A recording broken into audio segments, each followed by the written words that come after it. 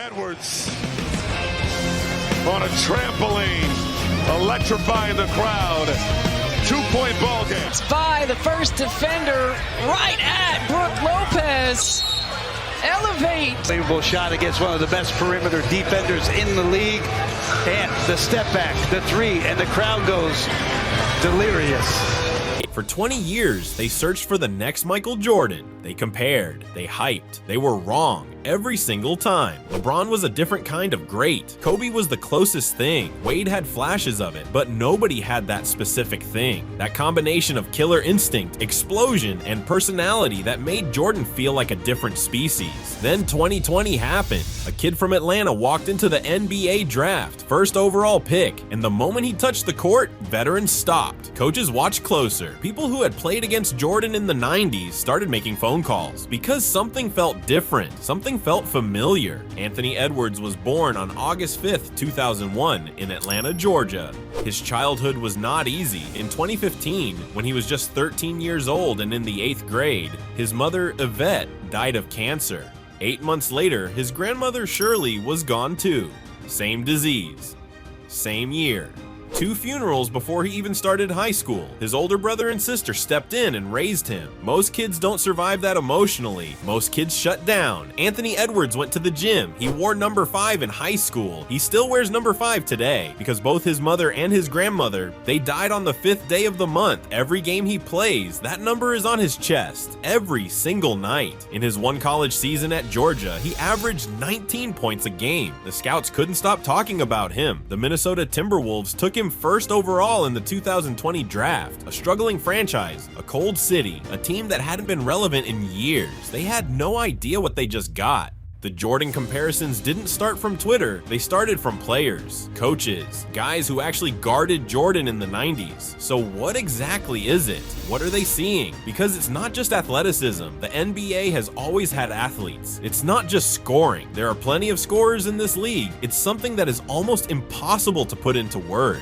But everyone who has been around greatness long enough, they recognize it immediately. It's the mentality. Michael Jordan played every game like it was personal, like the opponent had said something about him, like losing was physically painful to him. Every possession, every quarter, every game. Watch Anthony Edwards when a defender tries to body him. Watch his face when someone makes a good play against him. He doesn't get angry. He doesn't get frustrated. He gets focused. That is not something any coach can teach. You can't put it in a playbook. You can't develop it in training camp. You're born with it or you're not. Drop a comment. When did you first notice Anthony Edwards was different? Now let's talk about the actual basketball. Michael Jordan stood 6'6". He weighed around 216 pounds at his peak. Anthony Edwards is 6'4" and weighs 225 pounds. Pure muscle. He's actually built bigger than Jordan was. Both of them have a first step that should not be allowed in professional basketball. When Jordan drove to the basket, defenders described it as trying to stop a moving car. You could see it coming. You knew it was happening. You still couldn't stop it. Edwards does the exact same thing. He explodes off the dribble with a speed that doesn't match his size. And when he gets to the rim, he's not looking to draw a foul. He's not hoping for contact.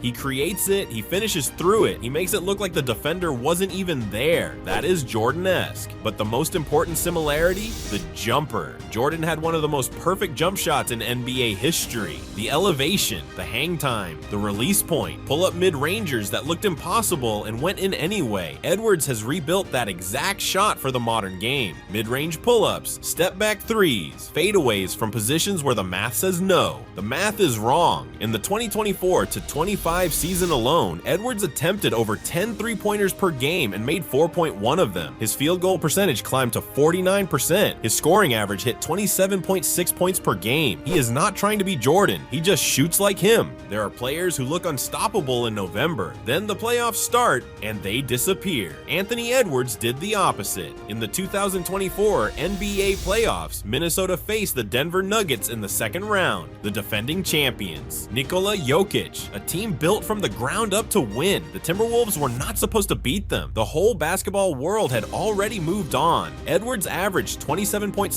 points, 5.7 assists, and 5.1 rebounds across all 7 games. He dropped 43 points in one of those games. He scored 40 in the closeout game of the first round against Phoenix, including 31 points in the second half alone. And after they finally knocked out the defending champions in 7 games, live on national television, Charles Barkley walked up to Edwards and told him he hadn't been to Minnesota in about 20 years. Edwards looked him dead in the eye and said, "Bring ya ass." That went viral in about 4 minutes because it was perfect, it was funny, it was confident, it was completely unrehearsed. Jordan used to do exactly that. The smile, the line, the moment that made you laugh right before he destroyed you. That specific kind of confidence where you're not trying to intimidate anyone, you just genuinely don't think you can lose. Only the greatest players ever carry it. Edwards carries it like it weighs nothing. Here's something people forget about Michael Jordan. He was not just a basketball machine. He had personality, real personality. He talked trash in a way that made opponents laugh even as he was beating them. He smiled at the wrong moments. He had lines that people still quote 30 years later. The NBA lost that after Jordan retired. The biggest stars of the next generation, the incredible players, quiet personalities. Then Anthony Edwards showed up and changed the whole energy of the league. He is genuinely funny, not performed funny, not PR team funny. He says things in press conferences that make the reporters in the room laugh out loud. His interviews go viral because he's actually entertaining.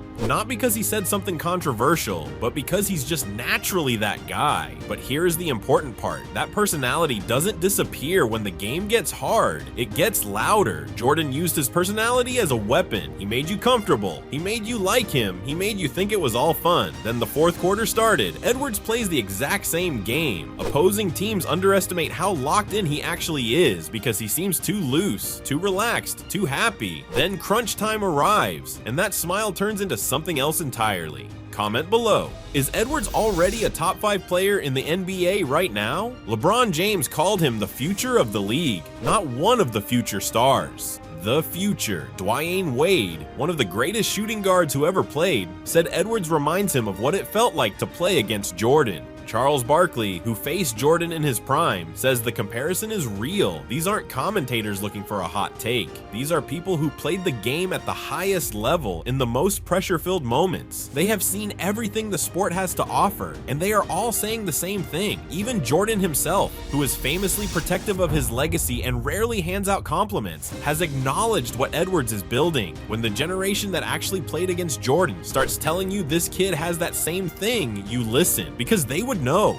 Now, the honest part. Anthony Edwards is not Michael Jordan. Not yet. Not even close to the full story. Jordan won 6 championships. He changed how the sport is watched globally. He retired as the most complete player the game had ever produced. He didn't just dominate. He made basketball the #1 sport on earth for a decade. Edwards has not done those things, but here is what is different about this comparison. Different from every Jordan comparison that came before and failed. Every year, Edwards gets better. Not in one area. In every area. His passing improved. His defense, which was already dangerous, became something that opposing coaches specifically game plan around. His three-point volume exploded in 2024 to 25. His efficiency went up while his shot attempts went up. That doesn't happen. That's not how it works. Unless you are genuinely getting better. Jordan peaked late. His best seasons came years into the league after he had already learned how to lose, how to adjust, how to use every part of his game as a weapon. Anthony Edwards is 24 years old. His ceiling is still somewhere nobody has measured.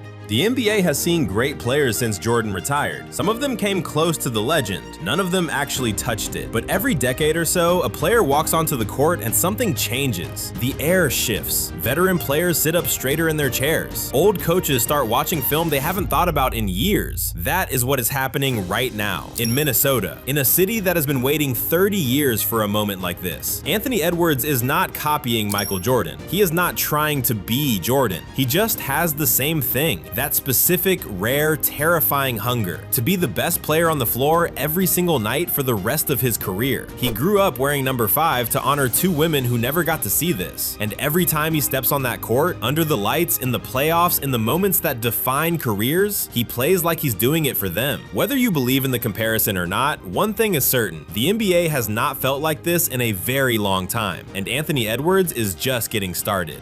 How many championships do you think Edwards wins? Drop your prediction below.